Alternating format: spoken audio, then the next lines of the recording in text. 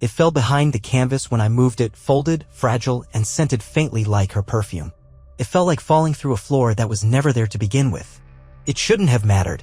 A slip of paper. Old, almost weightless. But it did. The note drifted out like it had been waiting to be found, sliding down the wall and catching the air just enough to flutter into my hand. I knew the handwriting before I even opened it. The loops in the Y's, the tiny hearts she used instead of dots for her eyes when she was being playful. My stomach tightened before my fingers even unfolded it. I read it once, then again, and again. At first, it was just confusing. A love note. Romantic, intimate, sweet in that way only real affection can be. But as the words settled, so did the unease. It didn't say my name, not even a nickname. Just vague sweetness, forever and always. Yours. I wanted to believe it was for me. That it was just one of those forgotten tokens from early in our relationship tucked behind the canvas during a redecorating spree. But I'm not that lucky. Or maybe I used to be. Maybe I just didn't notice when the luck ran out. Then I saw the date. 3 months before our last anniversary. 3 months before she whispered promises into my ear over candlelight. 3 months before I toasted to a future she'd already handed to someone else. And then that line, when he's not home. It was printed so cleanly, so precisely, it read more like a tactical instruction than a confession of love. My fingers went cold. My eyes scanned the note again, searching for the loophole my heart so badly needed. There wasn't one.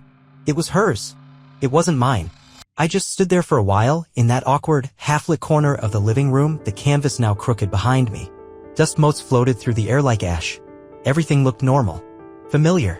But nothing felt that way. I held the paper to my nose and inhaled. It still smelled like her. Lavender and something floral.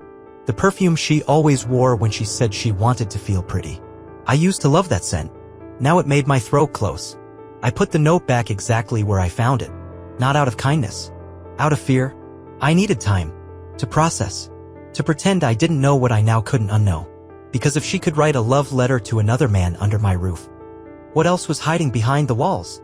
Behind another painting in the hallway tucked like a secret waiting for someone else's hands.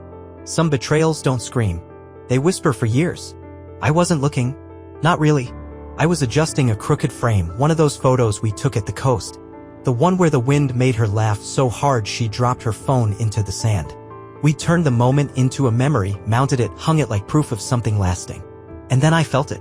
That same delicate crunch behind the canvas. That soft resistance. My hand slid behind it and came back with another folded note. Same paper. Same faint floral scent. That scent I used to associate with nights spent tangled in soft blankets and quiet laughter. Now it smelled like betrayal. I should have stopped. I should have dropped it, walked away, convinced myself it was old. But I didn't. My fingers moved on their own, slow and reluctant, as if they already knew what my heart wasn't ready to admit. Last night was perfect. He suspects nothing. Those 5 words stir something in me. Not sharply, not cleanly, but the way a thread unravels. Slowly, silently, until the whole fabric of your reality starts to come apart without even making a sound. I read it again. Slower. Last night. Perfect. He suspects nothing. The timeline wasn't abstract anymore. It was recent. Fresh. And I wasn't he. For the first time, I let it in. Not just the possibility. The certainty. This wasn't nostalgia. This wasn't misfiled love from our early days. This was now. This was living. Breathing. Ongoing. My brain did what it always does in moments like this, retreated. It zoomed out. To the perfume she wore to get groceries. The phone she kept face down at dinner. The strange way she'd been humming more often, but never when I was near. It all connected. I realized I'd been tracing a pattern without meaning to. A path lined with smiles that didn't reach her eyes, trips to the gym where she came home with perfect makeup, silences that stretched a little too long before she answered a question. And now the notes. Not one mistake. Not a slip. A system. A ritual. A secret choreography designed for someone else. It was never me. Not in these words. Not in her mind. Not for a long time. Hope didn't die in that moment. That would have been easier.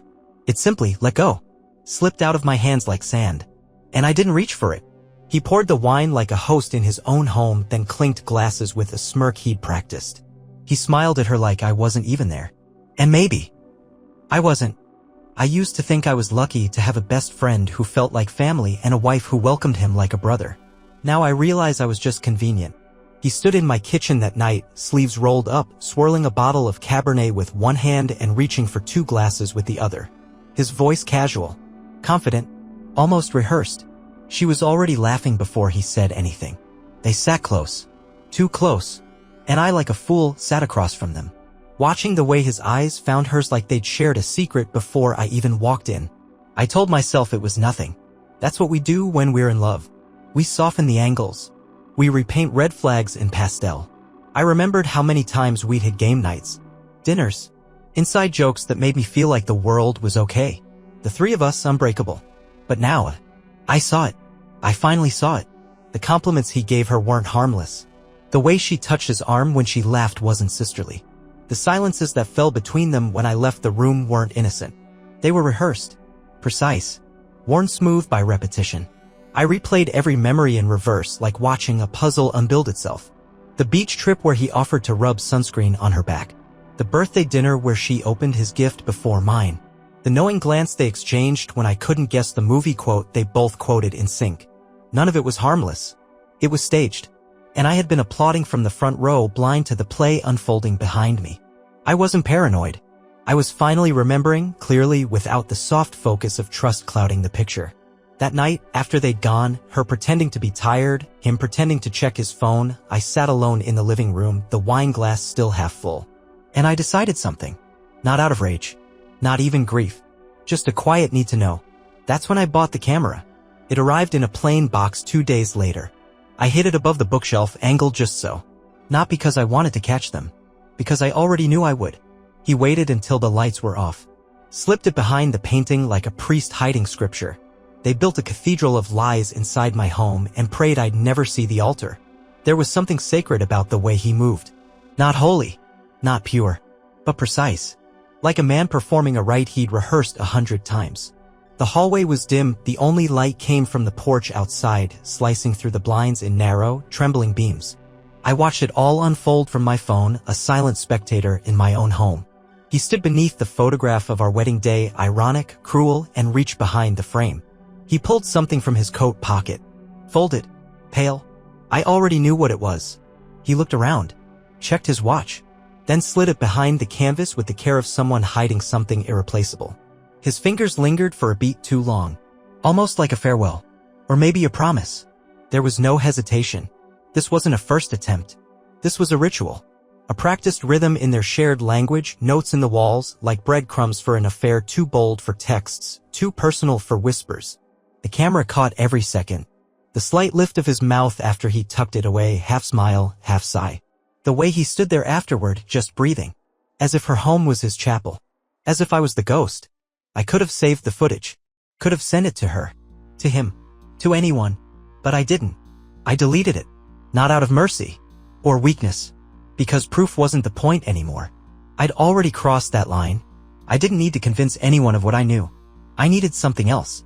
Control. The kind they'd been taking from me in pieces, every touch I didn't see, every lie I swallowed, every night I slept in a bed warmed by someone else's name. So I kept watching. Not to catch them. To study them. To understand the performance they had turned my life into. Because if I could understand it, maybe I could rewrite the final act. She stood by the kitchen island, holding coffee like it was armor. I want a divorce. She ended the marriage like a transaction. I responded like a storm she didn't hear coming. She said it like she was ordering takeout. Not a crack in her voice. Not even a flinch. Just 3 words delivered cold like a formality. She didn't look at me. Her gaze fixed on the kitchen window, the one that overlooked the yard we never finished landscaping. Maybe she was picturing a different house. A different man. A life where I didn't exist. The mug in her hands was shaking. But not from fear. It was the caffeine. Or maybe anticipation. She thought I'd break. That I'd protest. That I'd beg for answers I already had. I said nothing. Didn't ask why. Didn't reach for her. Didn't perform heartbreak for her satisfaction. Instead, I smiled. Not the kind she was used to, the soft, forgiving one she'd manipulated for years. This one was different. Slow. Sharp. Surgical. She blinked. That was the first crack. That flicker of confusion in her eyes, it told me everything I needed to know. She thought she'd won. That I was still sleepwalking through the fantasy she and he had choreographed. But I wasn't. I'd been awake for a while now. I'd just been quiet. Letting the lie ferment. letting her live in the illusion of control while I watched every move, every note, every glance. And now? Now the plan was ripe. Like wine they'd never get to taste. They weren't just predictable, they were proud of their predictability. And pride is a useful tool when you're patient enough to wait for it to rot from the inside. She stood there for a while, waiting for something. A reaction. A tantrum. A plea. But I just stepped past her, poured my own coffee, and stirred it slowly. Like we were strangers sharing a kitchen. Because we were. Only difference was I knew it now. She threatened lawyers. I handed her papers, blank ones. She called the agent. No record of a deed. She cheated in a house that didn't exist. I made sure the life she lived in was mine, not hers. She thought the house was her trump card. She stood in the living room, our living room, talking about equity, asset division, lawyers who won't go easy on sentiment. Her words came fast, clipped, full of that false confidence she wore like makeup when the truth started leaking through the cracks. I let her finish. Let her spiral. Let her draw all the battle lines. Then I slid the folder across the table. She opened it with too much force. Expecting contracts. Proof. Leverage. Instead, she found blank pages. Not metaphorical blanks, actual ones. Unprinted. Untouched. Pure. Her smirk wavered. I watched as she picked up her phone, dialed the agent we'd worked with 2 years ago when we moved in. The man who'd supposedly handled the deed. The paperwork. The keys. The man who didn't exist. She asked for the records. The listing. Anything. Her voice started high, casual. It dropped an octave by the second question. Then another. She hung up without saying goodbye. There was no record of sale. No ownership. No filing. Nothing in either of our names. Because this place, the hardwood floors, the fireplace she used to light when he came over, the bedroom where they whispered wasn't real. Not legally. Not traceably. It was a digital ghost. A leased shell under an alias. Paid in cash, month to month, from an account she didn't know existed. A stage. For them. For their performance. I let them make memories here. Let them build their little world, decorate it, whisper in its corners like it belonged to them. But it never did. Their love story? Rooted in fiction. Their betrayal? Etched into walls that would be wiped clean the moment the lease expired. She had nowhere to return to. No legal claim. No sentimental leverage. Just a fading echo in a house that never knew her name. It wasn't revenge. It was erasure. She rewrote our marriage. I rewrote the place she thought it happened in. They tried to find me. My name. My employer. Even my childhood. But I had scrubbed it all. They shattered a reflection. I walked away without a crack.